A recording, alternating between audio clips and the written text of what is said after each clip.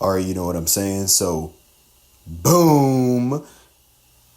I figured I might as well just go ahead, and since I was on the topic the other day of The Rock and how he's bigger than Stone Cold Steve Austin, FYI, I figure I might as well just go ahead and just kind of run down a list. It's not going to be like a top 10 list or anything like that. But I figure that I might as well just go ahead and do, some of the top, biggest, greatest wrestlers of all time. Why not? This kind of a spur of the moment video here for me. I knew at some point that I was going to probably do a video about some of the greatest wrestlers of all time anyway. I didn't know if I wanted to do like a top 10 or a top 5 format. I guess we can kind of just, like I said, just go through a few here.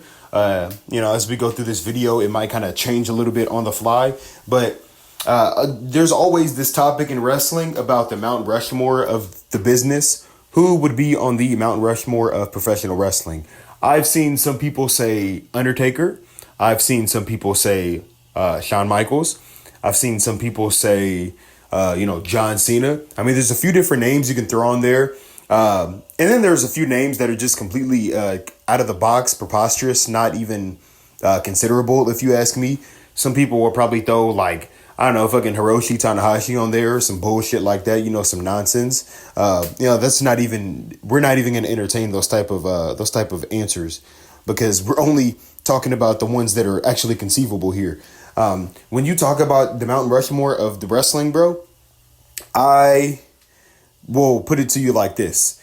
Me personally, and I think this is probably the most widely regarded and accepted Mount Rushmore, if you ask probably most people, I would go Stone Cold Steve Austin, The Rock, Hulk Hogan, and Ric Flair.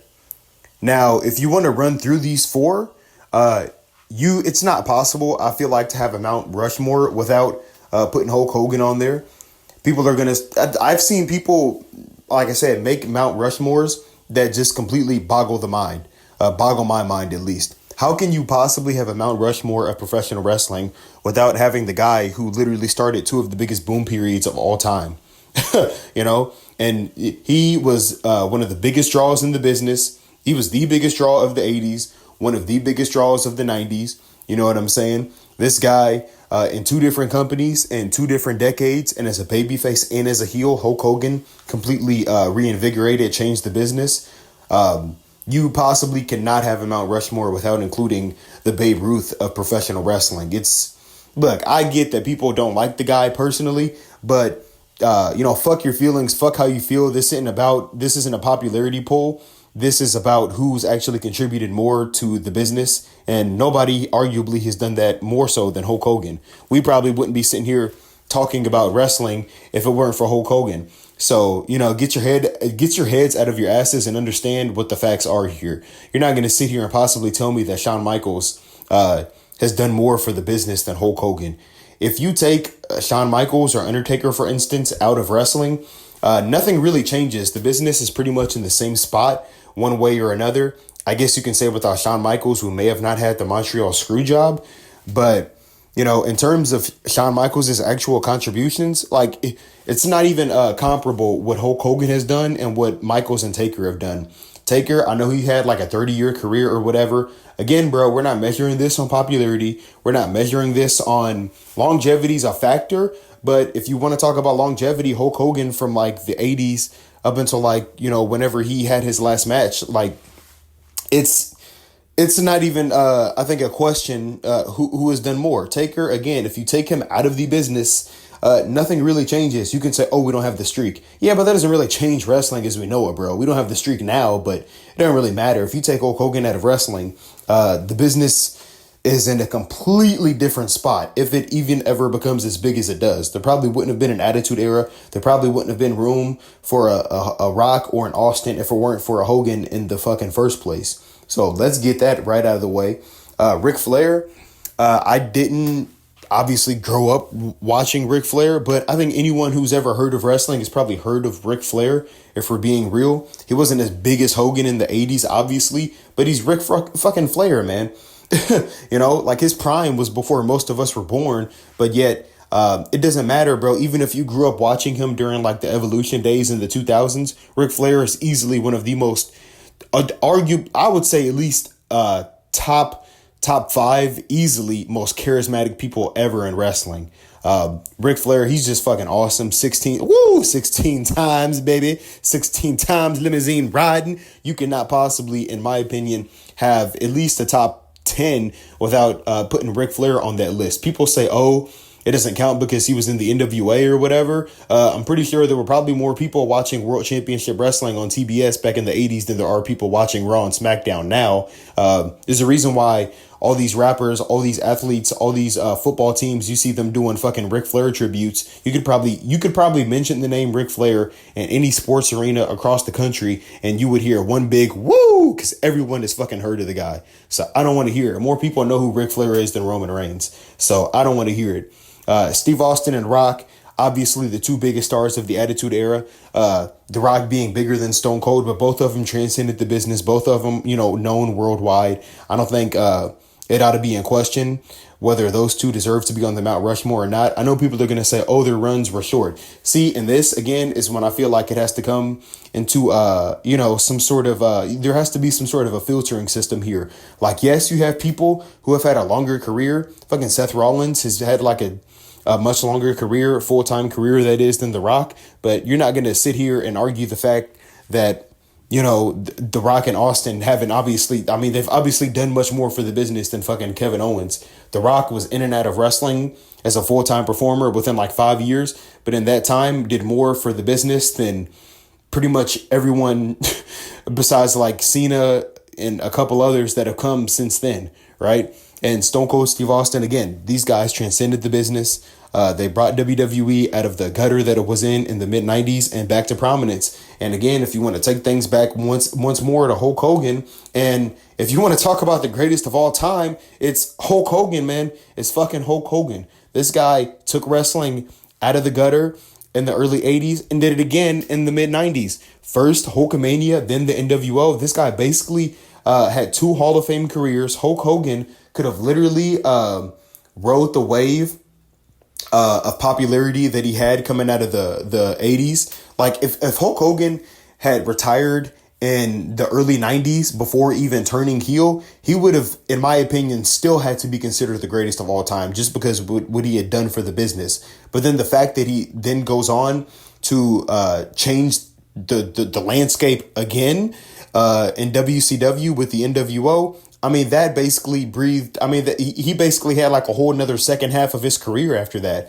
From like 96, the NWO run, through like 2002, 2003, when he had his WWE comeback, having one of the greatest matches of all time against The Rock at WrestleMania 18, which people will forever talk about and go on about. It's not even a question. People are going to say, oh, he wasn't very good in the ring. Who gives a I've mentioned this so many times.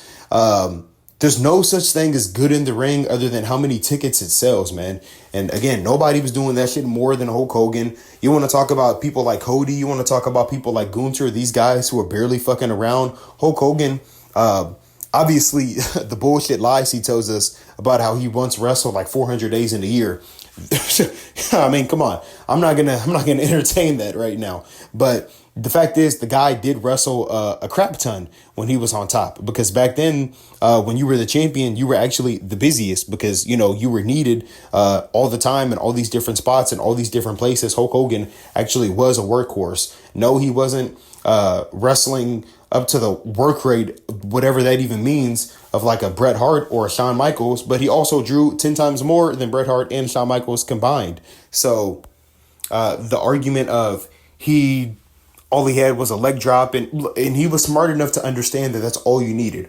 All you needed was, all people wanted to see rather was, they wanted to see the show. They wanted the pomp and circumstance. They wanted the show. But Hulk Hogan basically created the comeback. He basically created with John Cena, you know what I'm saying? Another Hulk Hogan. The Rock, the People's Elbow, it's a take on the fucking Hulk Hogan leg drop. It's the theatrics, you know what I'm saying?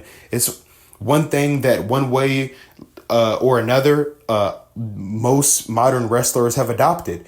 You know what I mean? That's why you see all these, Hulk Hogan basically invented taunts. He basically invented a ton of this shit. I'm not saying nobody ever did it before him, but up to the point of Hulk Hogan's success, nobody had been able to match him as far as popularity. Like, yeah, I'm sure there were people like with Freddie or Classy, Freddie Blassie and shit like that, the original Nature Boy, Buddy Rogers. But yet, we're not talking about them. We're talking about Hulk Hogan.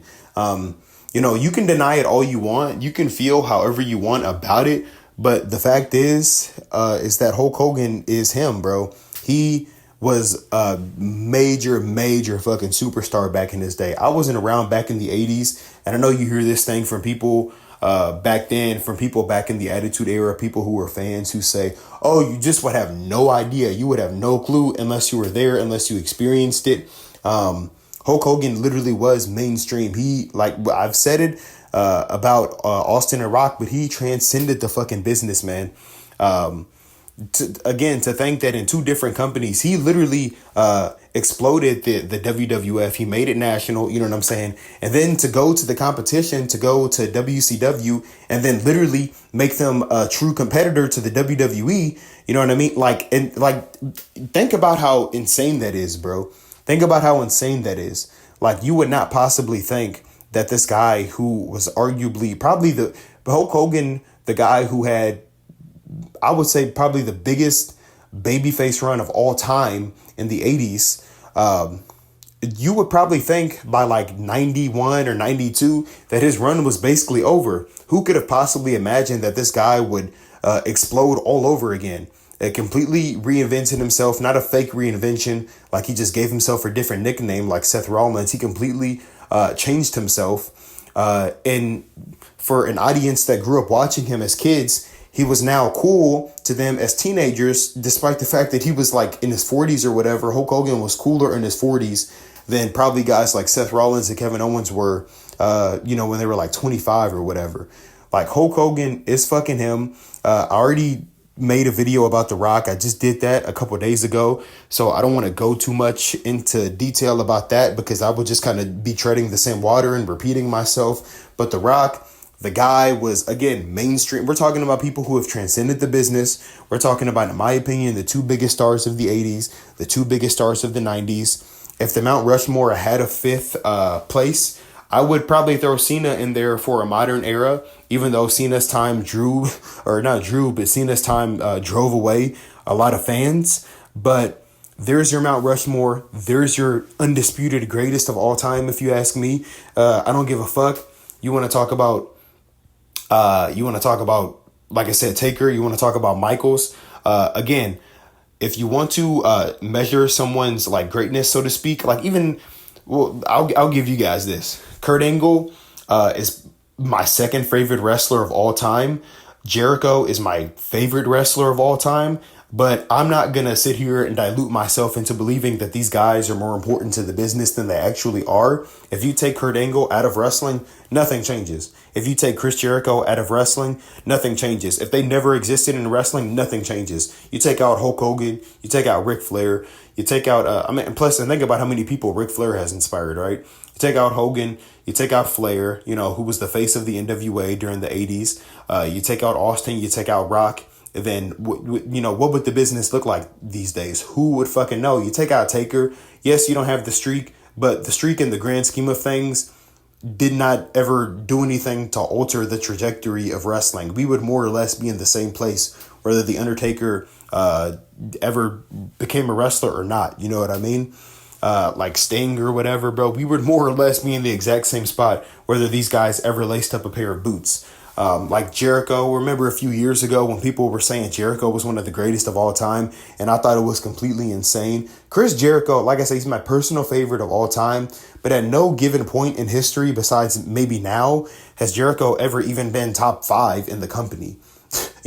Like during the Attitude Era, he wasn't bigger than Austin, he wasn't bigger than Rock, he wasn't bigger than Taker or Foley or Triple H. During the 2000s, Jericho was not bigger than Cena or Orton or Batista. So for a guy who was never even top 5 in the company at any given point in his career, I cannot sit here and say, like, imagine telling people in 2002 when you had guys like Austin and Rock and Hogan and Flair on the roster that Chris Jericho is the greatest of all these guys. People would think you're absolutely off your shit, man. They would think you're off your rocker. So let's not sit here and, again, dilute ourselves into believing things that we simply know not to be fact, not to be true. I mean, if you want to look at the numbers, if you want to look at the analytics, the facts speak for themselves. It is what it is. Whether you like it, whether I like it, your four guys, Hogan, Rock, Austin, and Flair. Hogan being the greatest. You can make a case for The Rock.